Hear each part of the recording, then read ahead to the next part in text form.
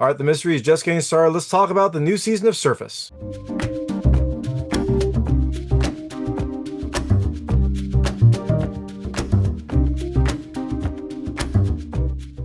Hey everyone, it's David Stark from Watcher Pass, and I'm here to talk to you about Surface Season 2, Episode 1, New Money, which is premiering on Apple TV Plus on February 21st, 2025. This is Season 2 of Surface. It is, I believe, a new story in, I guess, the Surface universe. I think we have some characters returning. The main character, the main actor, Gugu Mbatha-Raw, and I probably said that wrong, I'm sorry, but Gugu Mbatha-Raw is back. Although, I guess she plays a different character. Look, I did not watch Season 1 of Surface, so I think I can still follow along, but I'm sure there are some things I'm going to miss that were either revealed in season one or hints from season one. This is supposed to be a new story in the Surface world, universe, I guess, but I'm sure there will be things I've missed. Like, for one, this person is back. She is back under a new name, and that's a little bit weird, but I'll get into that later in the recap. But overall, is this season worth watching? Is this something you should spend your time watching? My hot take is I think you should watch it later. I liked the first episode. I thought it was decent. I thought it was mysterious and entertaining, and I liked the cast, but it didn't hook me as much as I was expecting. I think it will, though. I mean, I definitely like the subject matter. I think that this is something that I will enjoy going forward. But right at the start, I just thought it was an okay episode. It lays enough groundwork that I think it'll become pretty interesting, but it doesn't really like grab me from the start. So my ultimate recommendation is watch later. That just means it's just okay. I think if you watch like Surface season one, or if you like, mystery thrillers, then you probably should watch it. Most people maybe wait and see how this develops to see if it's worth your time. So all that being said, I'm going to tell you a little about the episode, a few things I like, a few things I didn't like, and then really quickly go into a recap. So as you can imagine, there will be spoilers in the recap section. If you don't want to know what happens in this episode, and you might not, there are some big surprises, some big reveals, although not as many as I was hoping for. I would turn off when I get to the recap. Before that, though, I'll keep it vague. I'll keep it spoiler free. I'll let you know when I get to those spoilers. So in Surface Season 2, Episode 1, New Money, you have this person named Tess returning to London after being gone for 10 years, and she kind of seems to rekindle some old friendships, but it seems like she might have an ulterior motive that kind of reveals itself as the episode progresses. So, things I liked about this episode. The first, I loved the cast. I think the cast is fun. Like I said, Gugu Mbatha-Raw is back as the main character. Tess in this season, I guess she was Sophie before. But they also had some fun new characters, including Phil Dunster as this person, Quinn Huntley. I like seeing Phil Dunster in this. It was kind of fun to see him take on a more serious role. We'll see how that develops overall. And then Millie Brady, who plays Eliza Huntley in this, is also very good. So you have a good core cast here. We'll see how that develops. Second thing I liked the mystery. It has a mystery about it. Like, it definitely feels like there are some, skeletons being unearthed here. There are going to be some twists and turns along the way. It's going to start a little bit mysterious, which I enjoyed. It didn't reveal enough of the mystery for me, but I'm sure that will come in the next, I don't know, 9 episodes, I think, 10 episodes. We'll see. The third thing I loved, I did like the slow build. I like how you kind of like learn a little bit here and there. You kind of get a few reveals throughout the story. So it definitely is a slower episode, but I didn't mind that as much. And the last thing I liked the music. It has some really good music, some mysterious kind of like thematic music, especially at the end. The end has some nice, like dark, symphonic, mysterious music that fits right in with what was going on at that time. So all that being said, things I didn't love as much. The first, it just kind of has okay writing. The writing is not great. It's not spectacular. It's fine. It serves its purpose. It kind of gets the point across, but it didn't really hook me as much as I was expecting to, given that I do enjoy thrillers and I like the subject matter. Second thing I didn't love as much about this episode, there are some strange story elements, some things that feel are thrown in there that don't make a ton of logical sense. But you know what? We will go into that in the recap. But it's fine. Again, it serves its purpose. But some of the stuff seems a little bit odd. And the last thing I didn't love as much. I kind of just feel like this is an appetizer. It just kind of whets your appetite. Doesn't really give you enough to know much about this, although you do get a few reveals along the way. I wish that there were more answers, but I guess they will probably dole those out as we go. So that is Surface Season 2, Episode 1, New Money. It comes to Apple TV Plus on February 21st, 2025. Like I said, I think you should watch later. It's an okay episode. If you really like thrillers, if you watch Surface Season 1, sure, jump on in. Otherwise, maybe wait to see how this develops, see if it gets better in the next, few episodes. So, if you do watch it, let me know what you think. Let me know what you liked and didn't like. I'd love to hear it. And I'm going to really quickly go into a recap. So if you don't know what happens in this episode, I would turn it off now because there will be spoilers. So this episode starts with Tess loading up a crypto wallet and going into it. And it turns out she has $8 million in crypto. And she starts moving that to other coins. I saw some going into like Ethereum. I think I saw some going into Litecoin. I'm not sure if she is like laundering it or if she is like setting up backup walls or trying to move the money along. We don't know exactly why, but we know that she has a lot of money and she is trying to move it around. Now, the next scene, we see that she has a lot of money because she goes to an auction that is hosted by this family called the Huntleys. They are the richest family in London. They seem to be very prominent. And Tess buys some concert tickets for £25,000, which seems excessive. It seems like an excessive gesture, but it seems like she did that just to get someone's attention. And look, if you can throw £25,000 around just to like get someone's attention, I mean, good for you. I wouldn't do that, but good for you. Now, Tess and this person talk, and we find out this is Eliza Huntley. This is the sister in this like richest family in London family. And it turns out that they knew each other about 10 years ago before Tess left to go to the States, and now she's back in London, apparently trying to get Eliza's attention. It seems like this whole thing was to just get Eliza's attention. It seems like they were close a little bit ago, and they kind of drifted apart because Tess left suddenly. We also find out that Eliza's brother is this person named Quinn Huntley, who's played by Phil Dunster. He and Quinn meet after the auction, and it's weird because Quinn doesn't seem to recognize her. And I was like, why wouldn't he recognize her? If she and Eliza knew each other, why wouldn't Quinn know her? Well, I'm sure we'll find out later, but that was one of the weird things about this episode. Now, when she gets back to her hotel room, this person named Callum Walsh calls her. He is a reporter for the Britannica, some sort of newspaper, and he seems to want more information. He finds out that Tess is back in London, and he's trying to continue the story they were talking about before. Now, when they eventually do meet, it's weird because Callum also doesn't recognize her. Strange that people seem to not recognize this person. I guess it's been some time. I think he kind of briefly met her, but it's weird that he doesn't recognize her also. Now, we do find out that they talked before, but then she kind of disappeared on, fell off the radar. But now that she's ready to talk again, Callum puts out a recorder and she's like, "Wait, did you record our last meeting?" And he's like, "Yeah, it's I always do it for my notes." And she's like, "I want that recording. I'm not going to talk to you until I get that recording," which is weird. It's a weird request. And I was thinking like maybe she doesn't remember that recording. It seems like there's a lot of like things in here that are not adding up. Maybe she doesn't actually remember that. Now, we find out a little bit more about Callum. Callum is chasing a story, and it seems like he is trying to link the Huntleys with a bunch of disappearing women. Part of this was a person named Phoebe, who was a call girl that was connected to Quinn Huntley.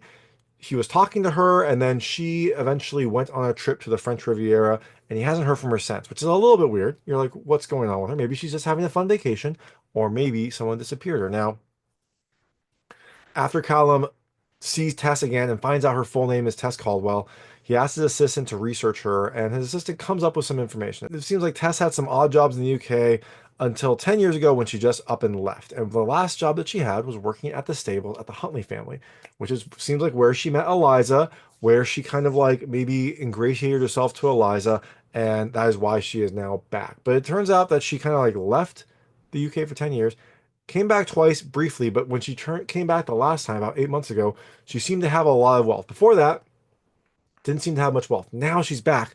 Seems to have a lot of wealth. She's buying places in cash. She's getting a bunch of new credit cards. Seems like she has done really well in the United States, and now she's back to either flaunt it or do something else. Now, Tess, meanwhile, goes and takes a bath, and while she's doing this, she has some sort of nightmare. And we see this person when she emerges from the bath, sitting next to her bathtub and says like, "I've been looking for you," and it seems to like startle her, and then she kind of wakes up, and you're like, I don't know who this person is. Maybe it's someone from season one. I'm not sure. I didn't watch season one. Maybe it's someone else. It seems like potentially maybe this is this person that Tess says that she met. Said she went to the United States when she was talking to Eliza. It said that she went to the United States, met someone, didn't work out, and now she's back. So maybe that is the person that she met. Maybe there was some sort of abuse going on there, and that's why she left and is now back in London. Maybe that is where she got this like big amount of money.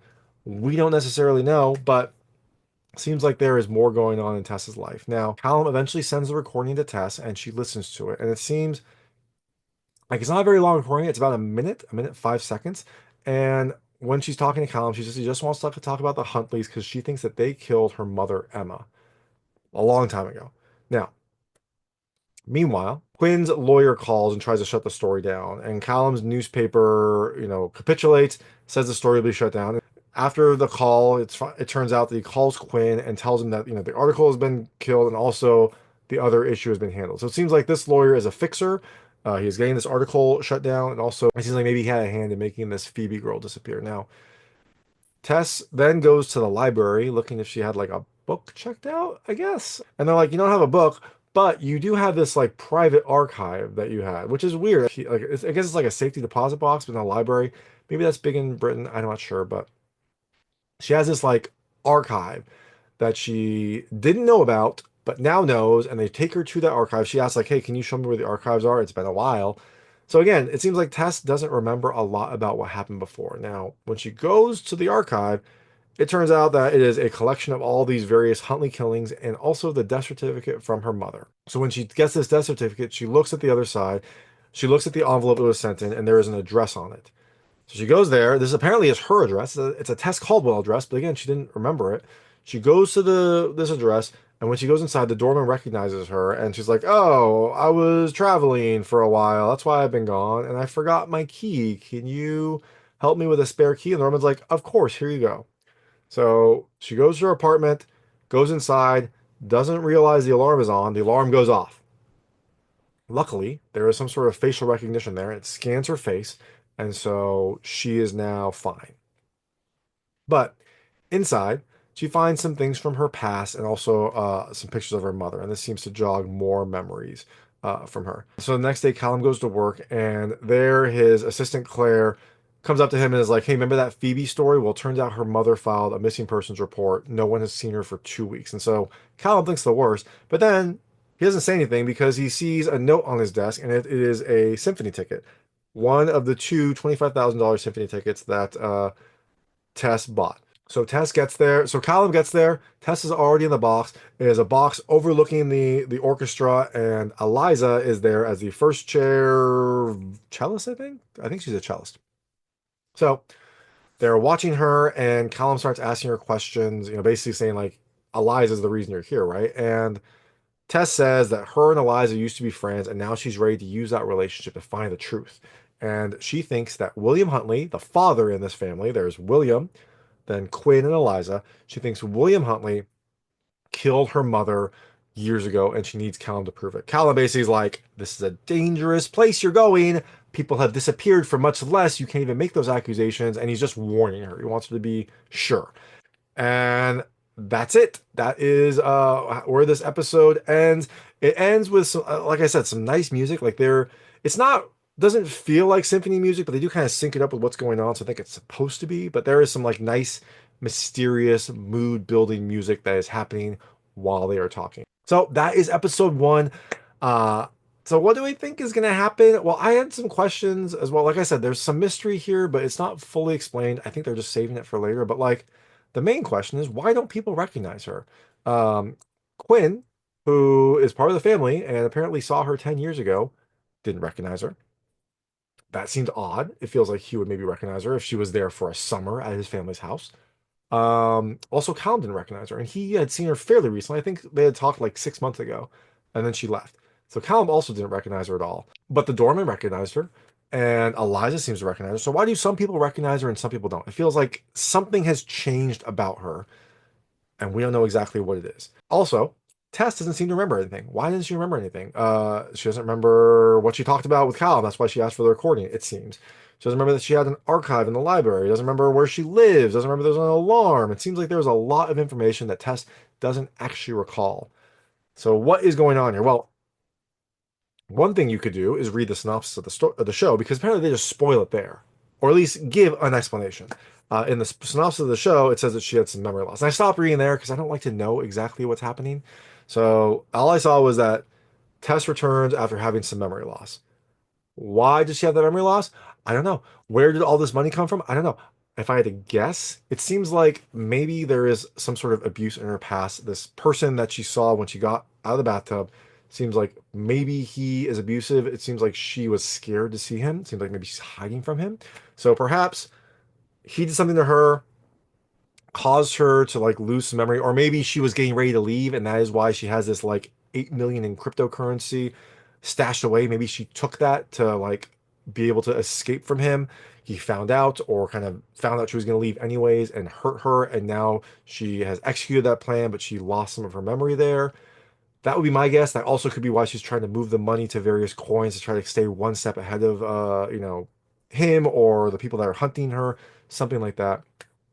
It could also be that perhaps this is a different person because, in the subtitles, and this could just be my screener. I don't know what it's going to say in the full release, but in the subtitles for my screener, every time that Tess would talk and it had to like indicate her, it would say Sophie. And I guess Sophie is the name of this character in the first season of Surface.